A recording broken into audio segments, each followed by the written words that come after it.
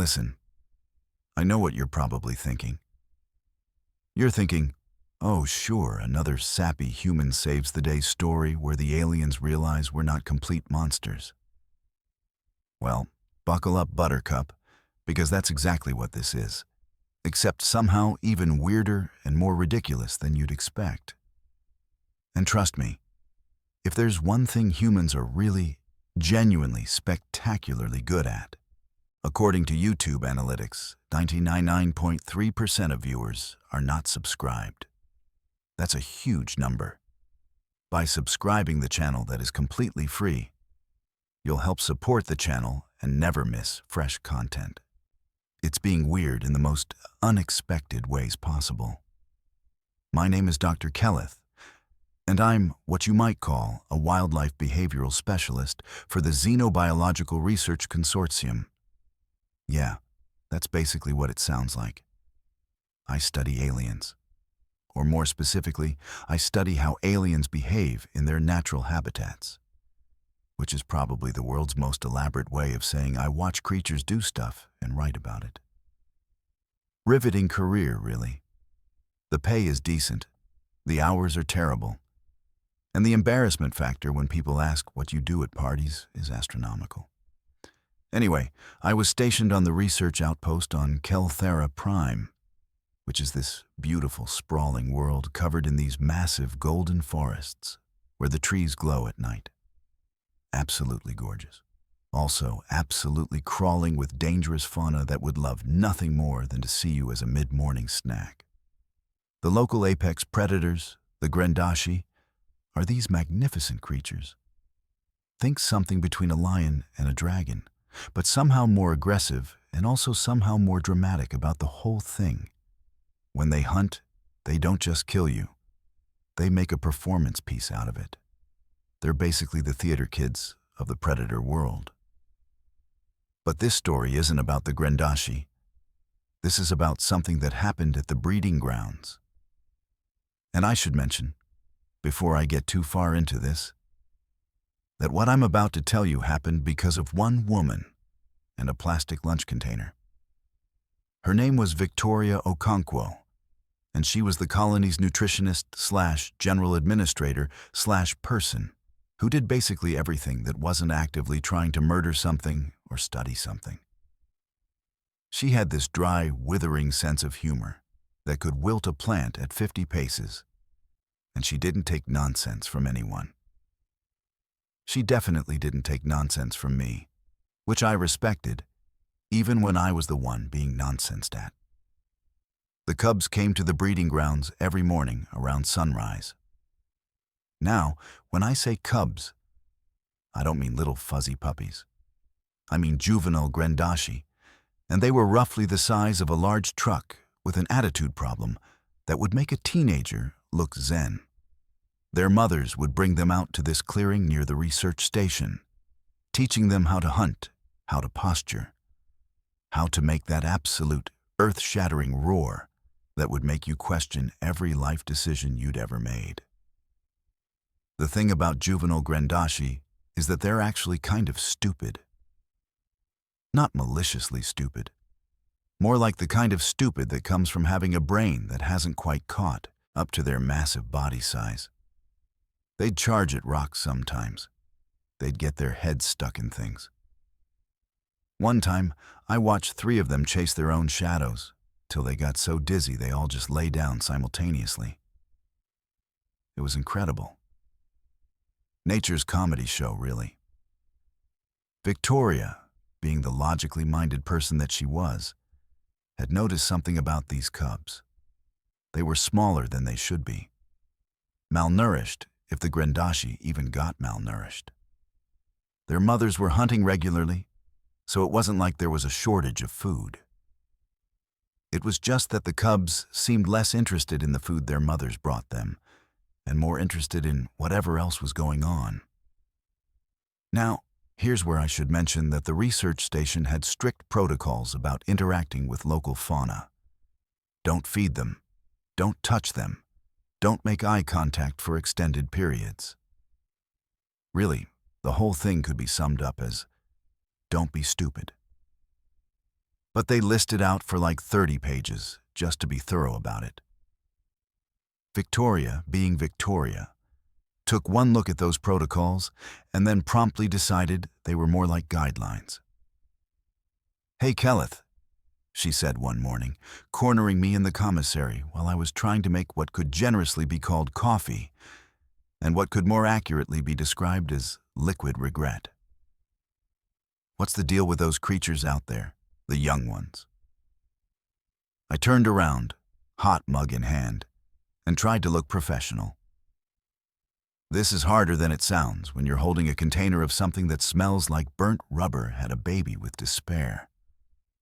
The juvenile Grendashi? They're exhibiting some odd feeding patterns. Probably just normal adolescent behavior. Nothing too concerning." "They look skinny," Victoria said flatly. "They're Grendashi," I replied. "They're engineered by millions of years of evolution to be aggressive apex predators. I don't think skinny is actually in their vocabulary."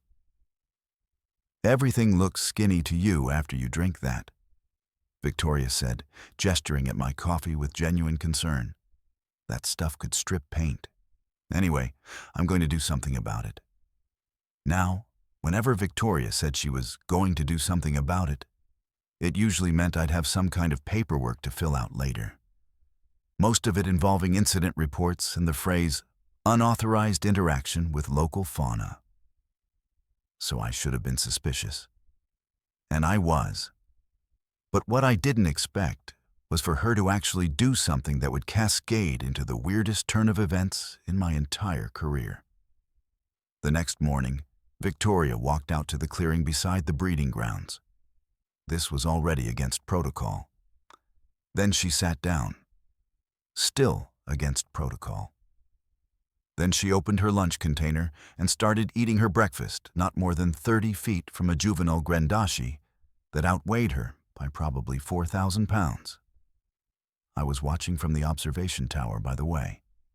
And I should mention that my coffee actually did come out of my nose. That's not a figure of speech.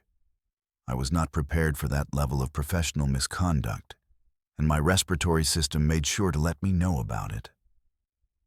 I was already halfway to the emergency call button when the most unexpected thing happened. The cub didn't attack. The cub didn't do anything, actually, except stop what it was doing and stare. And then it did something that would have been impossible to believe if I hadn't seen it with my own eyes and then watched the recordings 17 times. It walked over to Victoria. Slowly, not with predatory intent. Just slowly, like it was curious. Like it was trying very hard not to scare her, which is hilarious when you think about it, because this creature was literally the size of a compact car and could probably punch through a reinforced concrete wall if it felt like it.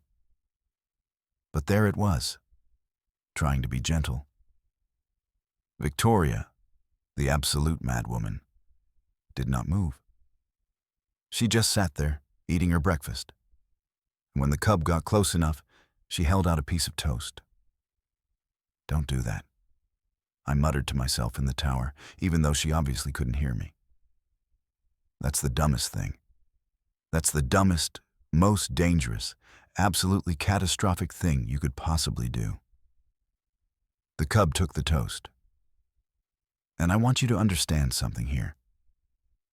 It took the toast with absolutely surgical precision. This massive creature that probably killed things on a regular basis took a single piece of toast from a human's hand with all the gentleness of someone handling a soap bubble. Then it ate the toast. And then it made this sound.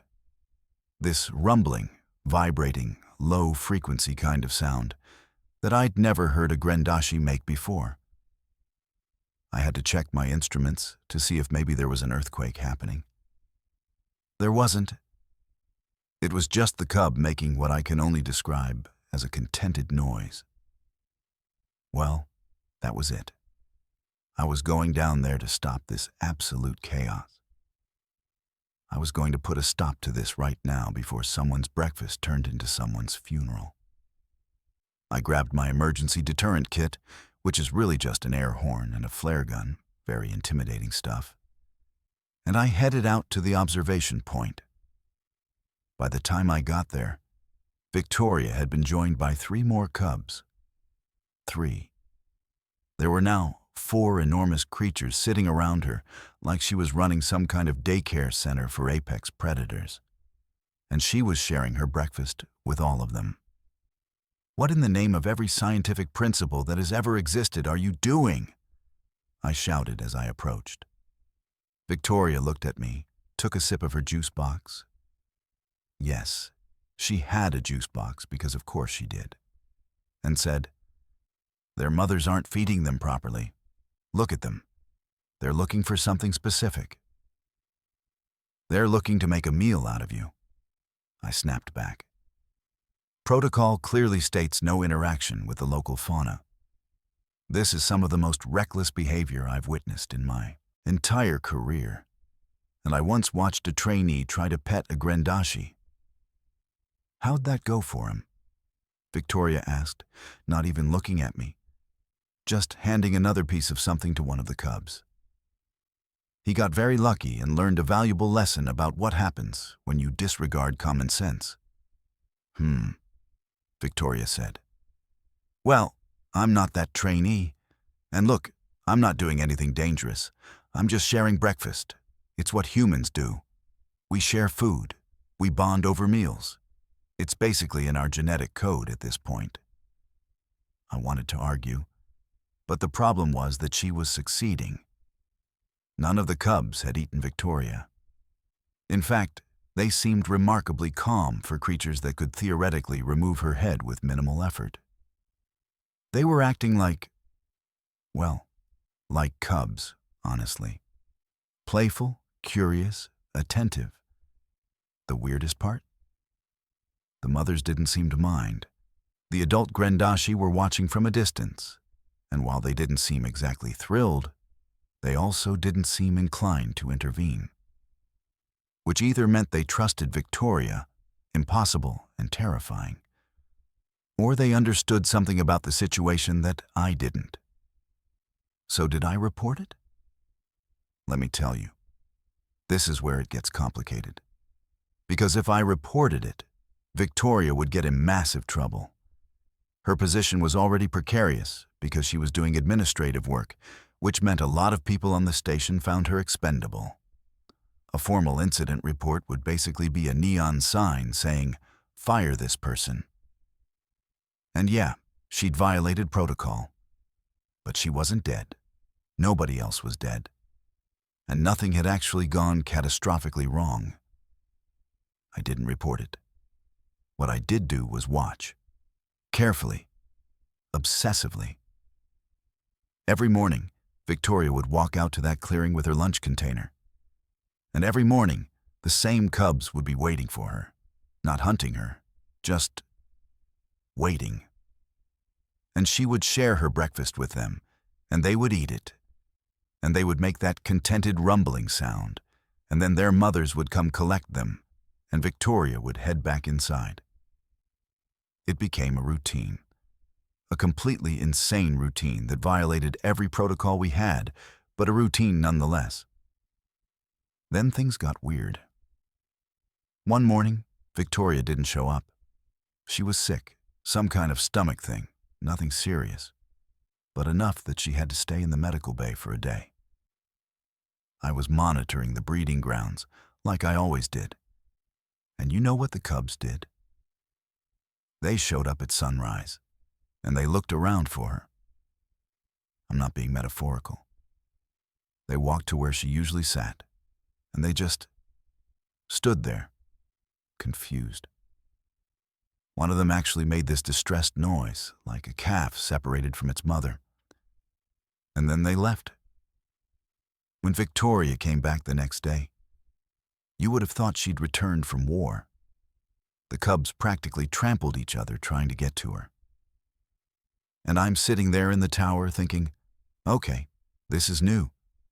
This is a behavioral pattern I've never documented before. This is actually scientifically significant. So I started taking detailed notes, not about the meals themselves, but about the interactions, the way the cubs would position themselves, how they'd make specific noises when Victoria arrived, how they seemed to have some kind of hierarchy about who got the first piece of breakfast. It was social, it was structured, it was, well, it was bonding. Over the course of weeks, something remarkable happened. The cubs started gaining weight. They were healthier, more energetic, and their mothers were hunting more efficiently. It was like this simple act of sharing food had triggered this cascade of positive behaviors. The cubs were healthier, the mothers were more attentive, and the whole social structure of the pride seemed to improve. I probably should have been studying this more formally, taking proper data. But I was also pretty sure that if I drew too much attention to it, someone from the higher-ups would come and shut the whole thing down. So I kept watching, quietly, and I kept my mouth shut. Victoria, meanwhile, seemed completely unbothered by the whole thing. To her, it was just breakfast, just sharing food with creatures that needed it. No big scientific questions about interspecies bonding or sociological implications or any of that. "It's simple," she said one morning when I finally asked her about it directly. We were standing in the commissary, and she was packing her lunch. They're hungry, not for food necessarily, but for something. Connection, maybe. Comfort. I don't know. But when you share food with someone, something happens. Some kind of social contract gets established. You can't just bomb someone with kindness and then expect them to hate you. They're apex predators, I pointed out. "Yeah, and you're a human," Victoria replied. "So am I. But somehow we're not eating each other, despite the fact that we're technically in an enclosed space with limited resources. That's not because we're weak or weird. That's because something in us says that cooperation and sharing is better than violence and taking. Maybe these creatures have that same thing. I wanted to say that humans also had millennia of cultural development and moral frameworks and all that jazz. But Victoria had a point. And more importantly, it was working. The data I was collecting was absolutely fascinating. These cubs were showing behavioral patterns that suggested they were capable of complex social bonding, trust, and even affection, which, if it got out, would completely revolutionize everything we understood about Grendashi psychology. But it also meant that if certain parties found out about it, they'd probably want to weaponize it or study it in a more aggressive manner. Scientists can be weird about sharing knowledge, especially when that knowledge could be used for profit or military applications. So Victoria and I made an agreement. She'd keep sharing her breakfast. I'd keep documenting it. And we wouldn't tell anyone else about it. Not yet. Maybe not ever. Just let it be what it was. Something pure and strange and utterly human that had somehow managed to bridge the gap between two species that probably shouldn't have worked together at all. The funny thing about the universe is that it has a sense of humor. And it decided to test that agreement almost immediately. A new administrator showed up from the main colonial office. Her name was Director Chen, and she had the kind of energy that suggested she'd never had a fun thought in her entire life. She was all protocols and procedures, and maintaining proper distance from the local fauna. She took one look at the observation logs and noticed the increased activity in the breeding grounds. "I want a full report on these behavioral changes," she demanded. "And I want it today. I should mention that I'm not a very good liar. My face does this thing where all my emotions just slide across it like they're on ice skates.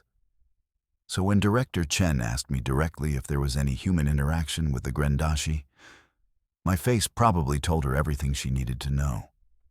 Before I could say anything, Victoria appeared. She just walked up and said, "Yeah, I've been sharing my breakfast with the juvenile Grendashi. They seemed malnourished, so I did something about it. It's working." Director Chen's face went very, very still. "You did what?" "I shared my breakfast," Victoria repeated slowly, like Director Chen had suddenly developed a hearing problem. "With the cubs, it's not hurting them. In fact, it's helping. The health metrics show an improvement across the board. The mothers are more attentive. The cubs are healthier. The whole social structure has improved." "You violated every protocol we have," Director Chen said flatly. "Yeah, I did," Victoria agreed. "And it worked. So maybe the protocols are wrong?" That was probably the moment where I should have backed up Victoria. But I was also terrified of losing my job, and I'm not going to pretend otherwise. I stood there like a coward while Director Chen explained, very carefully, that protocols existed for a reason. That interaction with local fauna was forbidden. That Victoria's actions, while well-intentioned, were completely unacceptable. And then Victoria said something that I'll probably remember for the rest of my life. "Look, I'm going to keep doing it," she said. "Because at the end of the day, those creatures are people. Maybe not like us, but they're conscious. They have thoughts and feelings, and they understand kindness when they see it. And I'm not going to stop doing something good just because some rule says I should. Rules are just what humans have agreed to do. But there's a higher rule. The rule that says, when someone is hungry and sad, you feed them. You help them. You connect with them. That's not a protocol. That's just being human."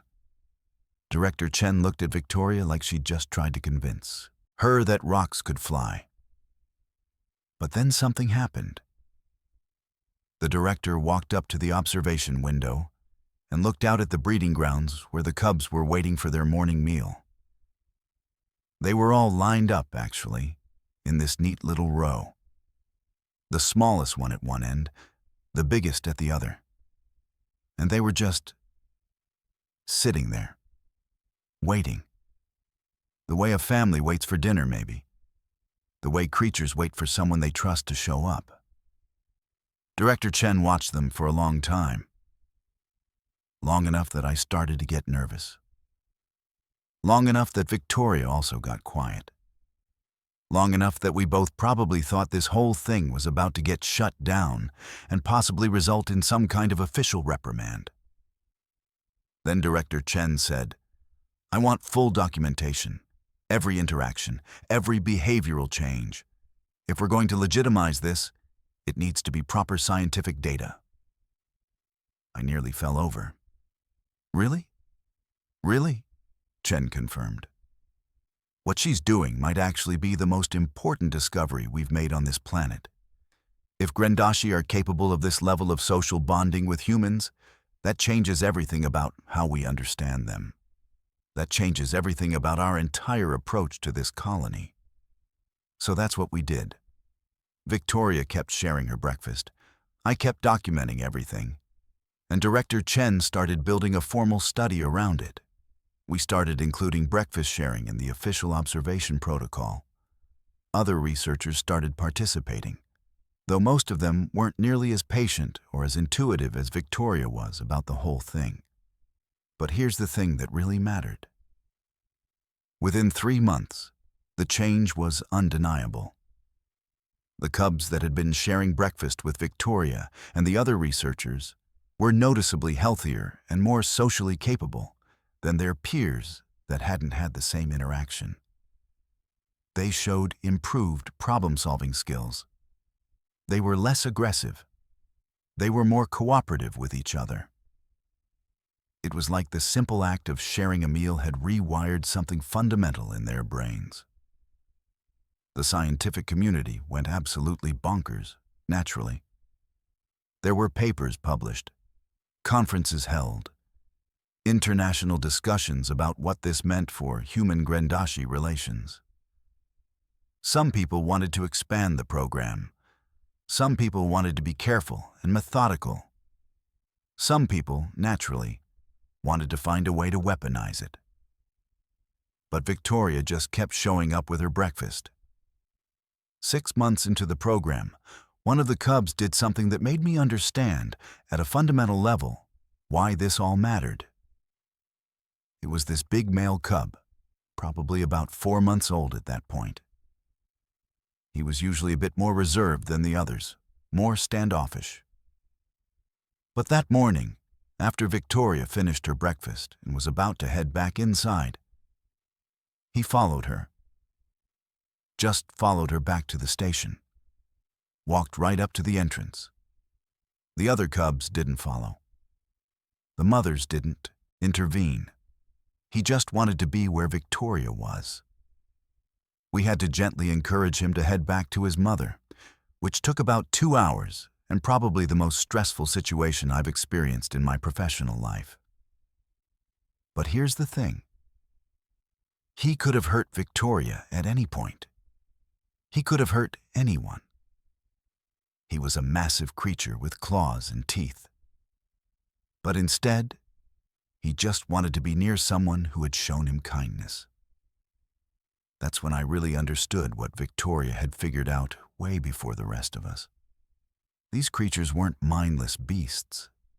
They were capable of trust, capable of relationship, capable of understanding that sharing food meant something deeper than just nutrition. It meant safety. It meant belonging. It meant the kind of connection that transcends species boundaries and language barriers and all the other things that normally keep different creatures separated. By the end of the year, the behavioral change was so significant that it basically rewrote everything we thought we knew about Grendashi society. The cubs that had participated in the breakfast sharing program were the leaders of their peer groups. They were calmer, smarter, more cooperative, and more importantly, they were actively teaching other cubs what they'd learned. Social transmission of knowledge. That was something we'd always associated primarily with primates and humans. But here it was, happening right before our eyes. Victoria never really said, "I told you so," which I think says a lot about her character. She just kept showing up with her breakfast. Sometimes it was cereal. Sometimes it was toast and jam. Sometimes it was fruit. Whatever she had, the cubs loved it. Not because the food was special, but because it came from her. I asked her once why she thought it had worked so well. Why her specifically? "I think it's because I didn't approach them like they were specimens or experiments," she said. "I approached them like they were just hungry kids who needed someone to care about them. And once they understood that, they responded to it. Simple as that." The thing about humans that always gets left out of these big, important scientific papers is that sometimes we're right for reasons that have absolutely nothing to do with logic or science or protocol. Sometimes we're right because we have some kind of intuition that tells us a creature in front of us is suffering, and that suffering matters, and that we should do something about it. Victoria had that intuition, and because she acted on it, because she was willing to break the rules and look foolish and risk her career on something as simple as sharing breakfast, the entire relationship between humanity and Grendashi changed, became better, became kinder. I'm not saying this to be sarcastic, which I know is my brand. But sometimes it takes one person willing to look ridiculous to prove that the world can be better than it is. Victoria looked ridiculous every single morning, sharing toast with giant predators. And every single morning, she made the universe a tiny bit less hostile, a tiny bit more connected. So yeah, that's my story. The human shared her breakfast beside the cubs, and they started waiting for her before eating. And in doing so, She reminded all of us that maybe the best diplomatic relations between species don't happen in meeting rooms or through formal negotiations.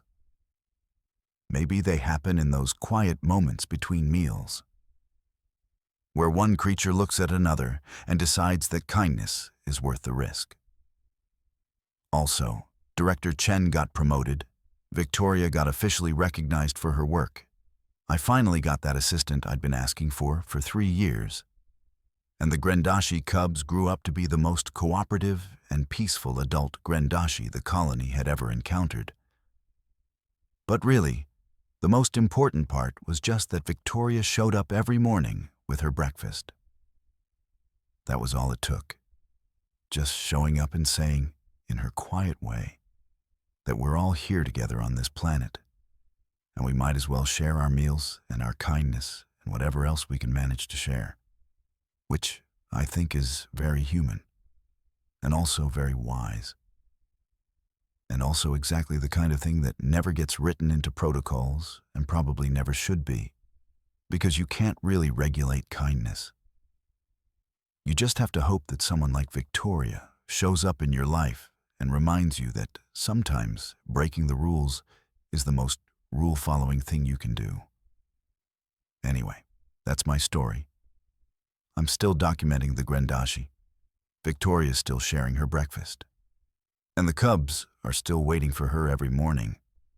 And maybe that doesn't seem like much, scientifically speaking, but I think it's everything.